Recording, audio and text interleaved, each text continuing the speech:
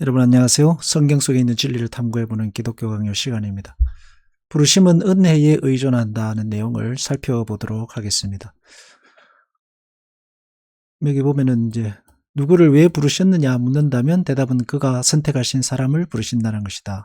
그가 선택하신 사람을 부르신다. 하나님이 선택한 사람을 부른다 하는 겁니다. 인간이 선택한 게 아니라 하나님이 선택한 사람을 하나님이 부르신다라는 내용을 이야기하고 있습니다. 원하는 자로 말미암음도 아니고 다른 박질하는 자로 말미암음도 아니고 긍휼히 여기시는 하나님으로 말미암는다 해서 믿음의 시작이 어디서부터인가 하는 이야기를 하고 있는 것입니다. 이제 우리가 선택이라는 단어를 생각하면 떠오르는 단어가 있습니다. 그것은 의지라는 단어인데 사람들은 선택은 나의 의지의 결과다라고 생각합니다. 뭐 일정 부분 맞을 수도 있습니다. 그렇지만 인간은 내가 전혀 알지 못하고 이해하지 못하고 경험하지 못한 것을 선택할 수 없습니다. 내용이 없는 걸 어떻게 선택할 수 있겠습니까? 우리가 복음 예수 그리스도를 믿는 예수 그리스도를 선택하는 것도 예수 그리스도라는 그 복음이라는 메시지가 주어져야만 우리가 선택할 수 있습니다. 첫째로는. 그래서 믿음이라는 것 자체가 그 내용이 하나님으로부터 시작됩니다. 왜? 복음의 내용을 만드신 분이 하나님이십니다. 예수 그리스도가 이 땅에 오게 하신 것도 하나님입니다. 복음이 전해진 것도 하나님께서 믿는 자들에게 복음을 전하라고 하셨기 때문에 그게 우리에게 전해졌습니다. 내가 만든 것이 전혀 아닙니다. 근데 우리가 일단은 그렇게 복음이 우리에게 전해졌고, 그리고 또 복음을 사람들이 선택하는 데 있어서 인간이 자기 의지로 선택하는 경우는 거의 없다고 봐야 합니다. 왜냐하면 보이지 않는 하나님을 사람들이 선택할 리가 선택하지 않습니다. 그리고 예수 그리스도도 그렇습니다. 2000년 전에 이 땅에 오셔서 죽었는지 살았는지 믿는 사람들은 예수님이 부활하셨다 그러고 믿지 않는 사람들은 죽었다 그러고 이게 검증되지 않은 부분이니까 그런 예수 그리스도를 내가 인생의 주인으로 모시고 믿고 신앙생활을 한다. 그분의 말씀을 읽고 따른다. 정상적인 사람이라면 상식적으로 그게 되지 않는 일입니다. 근데 그 되지 않는 상식의 어떤 범위를 넘어서 예수 그리스도를 인생의 주인으로 그냥이 아니라 인생의 주인으로 세례를 받을 때 꼭 묻는 게 인생의 주인으로 주님을 모십니까를 묻잖아요. 그리고 내가 죄인이라는 것을 고백하면서 믿게 되는 그 이유가 과연 인간의 의지 속에 있느냐 하는 겁니다. 그 의지를 만들어낸 것은 과연 무엇인가라고 물어본다면 왜 바로 하나님으로 말미암는다. 근데 그 하나님 어떤 부분? 긍휼히 여기시는 하나님으로 말미암는다 하는 것입니다. 겉으로 드러나는 부분은 나의 의지일 수 있습니다. 그러나 그 의지의 뿌리는 하나님의 은혜입니다. 대부분 사람들은 자기가 선택했다고 합니다. 그렇지만 자기 자신이 선택하면 과거에는 왜 선택하지 않았을까요? 그렇게 예수 믿으라고 권하고 해도 그때는 왜 선택하지 않았는가? 왜 지금 선택했는가?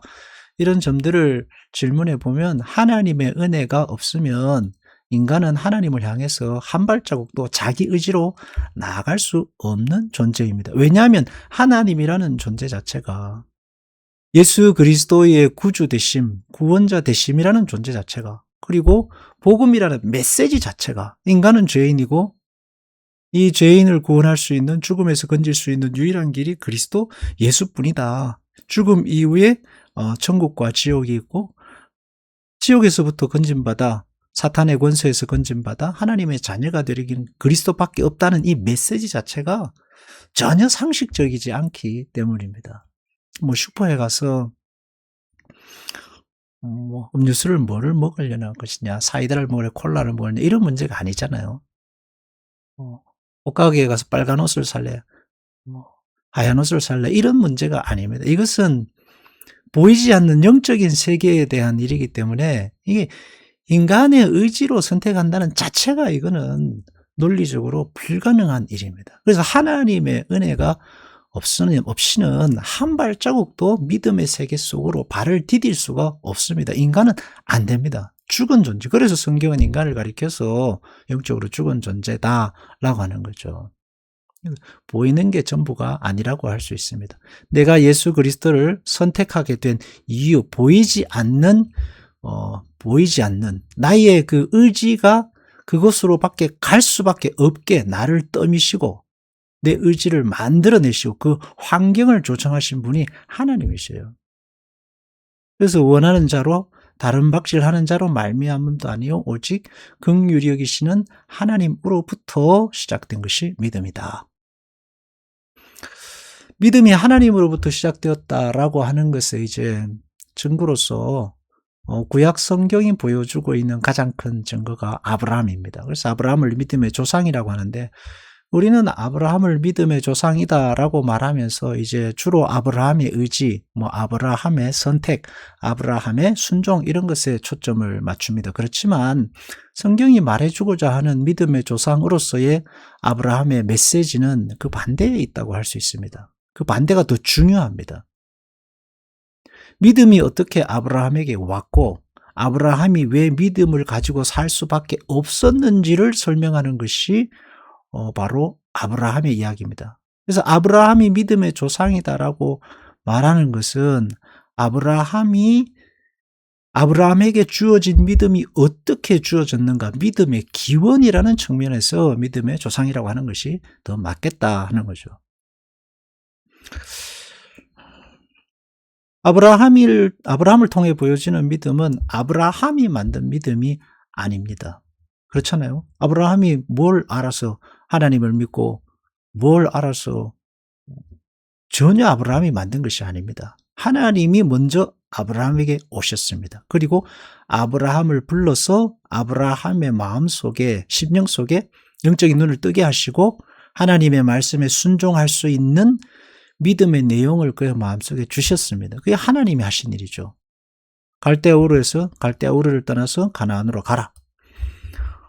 뜬금없이 가라고 하십니다. 그럴 때 아브라함이 순종하고 나갈 수 있는 근거는 뭐냐? 하나님께서 그에게 믿음을 주셨기 때문입니다.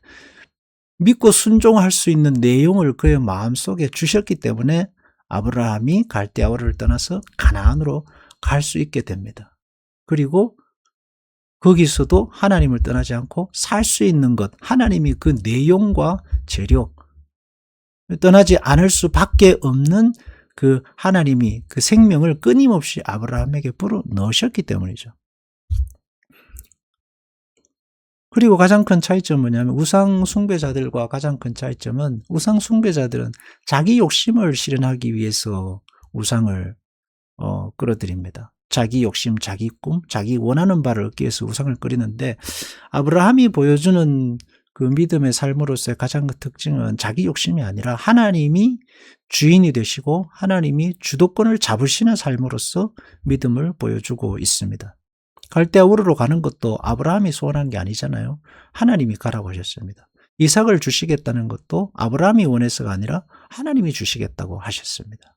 그리고 땅에 하늘의 별과 바다의 모래와 같이 그 많은 자손, 큰 민족이 되겠다는 그것도 하나님이 주신 메시지입니다. 그런 점에서 믿음이라는 것은 아브라함이 선택하고 아브라함이 의지하고 아브라함이 소원해서 만든 세계가 아니라 하나님이 아브라함에게 오셔서 만들어 가신 세계라는 것을 알 수 있습니다. 그리고 이제 아브라함이 기근을 피해서 도망을 가게 됩니다. 근데 도망을 가서 한 일은 우리가 말하는 믿음과는 정반대죠. 하나님을 믿어서 하나님과 함께 용기를 가져서 자기 부인을 지키고 싸워가지고 바로하고 싸워가지고 이기고 그런 내용이 없습니다. 오히려 아브라함은 하나님을 배신하죠. 믿음을 가진 사람다운 행동을 하지 않습니다. 자기 부인을 속이잖아요. 누이라고 속이고 그리고 뺏어가는데도 아무 말 하지 않고 그냥 내줍니다. 근데 사라를 되찾아오신 분이 누구냐 하면은 하나님이십니다. 그래서 믿음을 주신 하나님이 어떻게 아브라함을 사랑하시고 보호하시고 아브라함을 지켜내시는가 하는 것도 보여주고 있습니다.